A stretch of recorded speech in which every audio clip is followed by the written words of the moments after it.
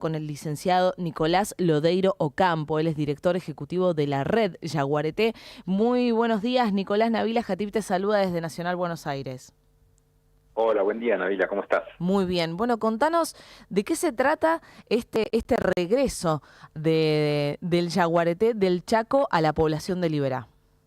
Bueno, es un regreso porque el yaguareté fue extinguido de casi la totalidad de Argentina, ¿no es cierto? Originalmente los yaguaretés llegaban a vivir no solo en Buenos Aires, en el Delta del Tigre y en toda la Pampa, sino que llegaban inclusive hasta el río Colorado, al norte de la Patagonia. Sí. Hay registros en Choel de 1880 de yaguaretés cazados ahí y mucho más, pero con la colonización lo fuimos matando, exterminando, y hoy queda arrinconado, quedó en 3 poblaciones en el norte de Argentina que no están todas juntas entre sí, una en Misiones, otra en Salta y Jujuy, en esas selvas de montaña, y una porción en el norte de la región chaqueña, ¿no?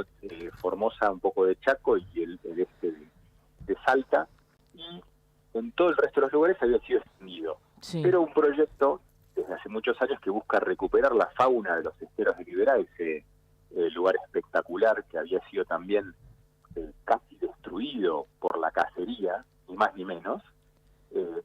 Empezó a recuperar especies y el yaguareté es la especie más emblemática por ser no solo la más carismática, sino la que se encuentra en el tope de la cadena alimenticia. Sí. Y una especie que entra históricamente en conflicto con el ser humano, por eso de que lo hemos exterminado, ¿no? Así que, Claro. bueno, acá se está dando la vuelta, se está dando vuelta a la historia y se está dando este regreso con un caso en particular, con este yaguareté al que se lo ha apodado Takahai. Sí. ¿Por qué?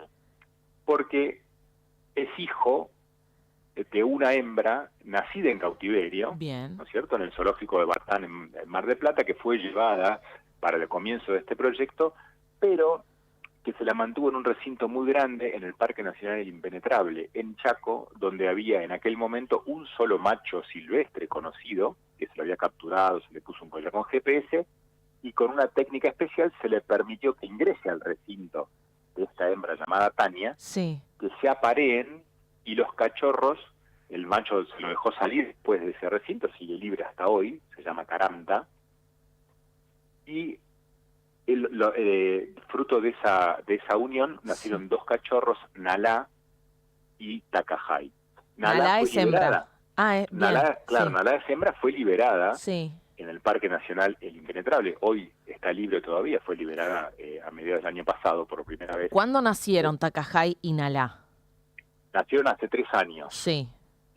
Y ya viven solos hace 1 año y medio más o menos, en un recinto vivían especial, los habían separado porque eran macho y hembra. Claro. Y a Takahai se lo lleva a Iberá, donde ya, como es bastante conocido, ya se han liberado varios yaguaretés y se han empezado a reproducir, y ya hay una población de unos 35 yaguaretés más o menos en los esteros de Liberá, Bien. donde habían desaparecido, y Takahai viene a ser el primero de esta cruza única en el mundo entre un yaguareté silvestre y una hembra nacida en cautiverio, y que además viene de la provincia del Chaco y se lo larga en la provincia de Corrientes. Así que es todo un símbolo, digamos, ¿no?, de este proceso de recuperación del superpredador terrestre Desde más luego. importante que tenemos. Y que además es una celebración por el hecho de que esto puede continuar a largo plazo. Ustedes, en cuanto a los estudios y a la conducta del yaguareté, ¿cuánto creen que puede llegar a demorar que se sigan reproduciendo de aquí, no sé, a un plazo, por ejemplo, de 10 años? Mira, la clave Sí. es esto que vos decís, el regreso. ¿Por qué se fueron? Sí. Porque los matamos a balazos, lisa y llanamente. De hecho, lo que está pasando en los estados de Liberá es que, como se creó un parque nacional, un parque provincial, más de 1 millón de hectáreas, donde la caza está muchísimo más controlada, hoy es posible, ¿no es cierto?, que estos yaguaretés, ¿qué pasa? Los yaguaretés no nacen y se quedan en un mismo lugar. Claro. ¿No? El yaguareté tiene un territorio enorme, y de hecho ya hay ejemplares. Un ejemplar que nació en Liberá hace un par de años, Sí. ya buscó en su emancipación al año y medio de vida, y ya inclusive cruzó a Paraguay, ¿no es cierto? Fue visto varias veces. Otros se han salido de los esteros de Liberá y de hecho están saliendo, inclusive uno está cerca de Entre Ríos, ¿no es cierto? Sí. Entonces, ¿qué pasa? El desafío, ¿cuál es? Es animarse a convivir con una especie que, por más que le tenemos miedo y tiene el potencial de matar personas, no tiene la naturaleza de atacar personas. De hecho, no ataca personas, a diferencia de los leones, los leopardos, de otros continentes, que esto sí. Entonces, ¿qué pasa? En Iberá lo que está ocurriendo es, como no hay cacería de yaguaretés, los yaguaretés tienen alimento, tienen refugio y tienen con quién aparearse. Se soltaron 10 yaguaretés y ya hay 35 en 5 años. Esto te da la pauta de la capacidad de recuperación que tiene la especie siempre y cuando no se los case. Seguro. Esto que es una noticia espectacular, ahí yo leía la nota que salió y decía que Argentina está haciendo vanguardia en la conservación del yaguareté en Corrientes. En Corrientes, porque claro. en Santiago del Estero hace ya 15 años que no hay registros de yaguaretés. ¿Por qué? Porque hay más caza que la tasa de reproducción de yaguaretés. En varios lugares de Misiones, la especie ya se está extinguiendo o tiene poblaciones muy disminuidas, ¿no es cierto? Y lo mismo que en algunos lugares de Salta y Jujuy. Entonces, vos pensás que en toda la región chaqueña donde habían yaguaretés históricamente, o sea, en los últimos años, mejor dicho, porque históricamente era toda la región, hoy se estima que hay menos de 10 yaguaretés y en los esteros de Liberá en 5 años ya hay 35. ¿Por qué? Porque todavía vamos al impenetrable chaqueño, al impenetrable santiagueño, y la caza es tan abundante, Claro, el es muy control de alta caza todavía es tan flojo, que en algunos lugares tenemos, nos está yendo bárbaro en Liberá, está yendo muy bien en el impenetrable, porque ya hay 2 hembras que se liberaron, 3 machos silvestres, se están apareando, en cualquier momento van a haber cachorros, fruto de esto, pero un poquito más al sur, 200 kilómetros más al sur, todavía la caza existe sin control. En Formosa, bueno, el año pasado tuvimos un hecho de un yaguareté cazado que se hizo muy difundido en todas las redes, que de hecho hay gente que está detenida, está enjuiciada. Claro. Y en Misiones nos pasa lo mismo. En la zona de las cataratas del Iguazú es donde más yaguaretés hay en Argentina. Tenemos muchísimos. Pero cuando vamos bajando, el excelente cuerpo de guardaparques que tiene la provincia no da abasto para controlar la enormidad de caza que inclusive en algunos lugares como los famosos Saltos del Moconá, en el centro de la provincia, ahí se encuentran en lo que se llama la Reserva de Biosfera Yabotí, que imagínate que son unas 300.000 hectáreas de selva. Es tanta la presión de caza que viene desde Brasil, con grupos organizados que vienen a cazar para divertirse, básicamente. No, claro. Y nos han extinguido los yaguaretés. Ahora, entonces, tenemos como un montón de situaciones que van, algunas en situación favorable, pero el balance en general sigue siendo para la especie, a nivel nacional, digamos, un balance alarmante, y por eso la especie está declarada formalmente por el Estado Nacional como en peligro crítico de extinción. ¿Cuál sería el compromiso activo para poder recuperarla ya de manera definitiva, y a partir de qué momento ustedes, estando en permanente contacto con esta reintroducción a sus tierras provinciales en cada una de las regiones de nuestro país, cuándo creen que esto ya podría eliminarse, esta alerta, ¿no? Esta noción del riesgo ya permanente de extinción? ¿A partir de qué momento?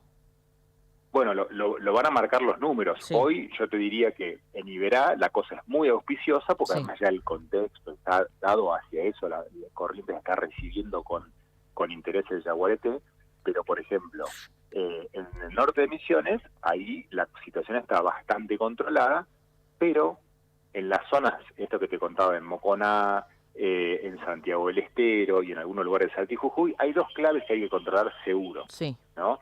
Que es la caza por diversión, que es la que se da en casi todas las zonas rurales del mundo, y Argentina no es la excepción, por lo cual matan los yaguaretés, porque ya no existe un comercio de pieles desde la década del 80, que no existe, más allá que se venda alguna piel por ahí cada tanto. Y después lo que nosotros llamamos la convivencia entre el yaguareté y los humanos, sobre todo en el aspecto de la convivencia con la ganadería. ¿Por qué? La principal causa de muerte del yaguareté en todo el continente es porque el yaguareté come vacas. Cuando nosotros ponemos vacas en territorio del yaguareté, el yaguareté come vacas. Claro. ¿No es cierto? Y en represalia se mata a los yaguaretés. te lo pinto con un solo ejemplo que es clave. Por ejemplo, en Misiones se desarrollaron cercos electrificados, les decimos con paneles solares, con batería, en un montón de campos ganaderos pegados a la selva, y con eso ya hay campos que hace más de 10, 12 años que funcionan sin ningún problema, con los yaguaretés y los pumas caminando por afuera, que no entran, porque pues cuando van a entrar le da una descarga que no los lastima, pero los espanta. Los espanta. Bueno, eso, que es súper bajo costo, no tiene prioridad en los planes de conservación del yaguareté argentina por falta de interés político, lisa y llanamente. Si se aplica eso en las principales zonas ganaderas de Misiones, de Salta y Jujuy y de la región chaqueña, el yaguareté se recupera y se puede dar una convivencia ya demostrada científicamente. Y por otro lado, el control de cacería, que hoy es, seguro. ¿qué pasa? Tenemos buenos cuerpos de guardaparque, pero no tienen insumos, no tienen vehículos, no tienen combustible necesario para controlar todo. Una vez que logremos que se destine eso, que hoy las partidas se destinan a otras cosas, porque no es que no hay dinero. Hay dinero, se destinan a otras cosas. Cuando esa decisión política vaya creciendo en distintos lugares, el yaguareté puede convivir con nosotros, porque una cosa es clara, estos proyectos vienen de una organización privada. Bien. ¿Está? Y están, sí, los permite el Estado, digamos, pero yo te puedo asegurar, porque conozco bien de adentro, que no es que están siendo apoyados fervientemente por el Estado. Ojalá que sean medidas que puedan sumar primero a tener el conocimiento, la información de que las poblaciones pueden convivir con la presencia del yaguareté en cada uno de sus entornos, y en principio celebramos esta propuesta y esta iniciativa de reincorporarlo a su población del Iberá, que siga creciendo esto, y por supuesto, Nicolás, seguiremos tomando contacto para conocer cómo sigue avanzando esta situación, no solamente en el Iberá, sino también en todas las regiones del país. Totalmente. Hoy celebramos esto, buenísimo que lo podamos difundir, que ustedes lo cuenten por acá, y es la prueba de que cuando se decide, se toma la decisión, este superpredador, esta especie hermosa, puede convivir con los humanos y enriquecer aún más el hermoso país que tenemos. Muchas gracias, Nicolás, por este contacto, siempre abiertas las líneas de Nacional. Gracias a ustedes, saludos a toda la audiencia. Ahí estaba el licenciado Nicolás Lodeiro Ocampo, él es director ejecutivo de la Red Yaguareté, contándonos sobre este universo, ¿no? Todo el mundo que comprende la nueva incorporación a la población del Iberá del yaguareté chaqueño, Tacajay. El verano se escucha en tu radio. En todo el país, somos Nacional.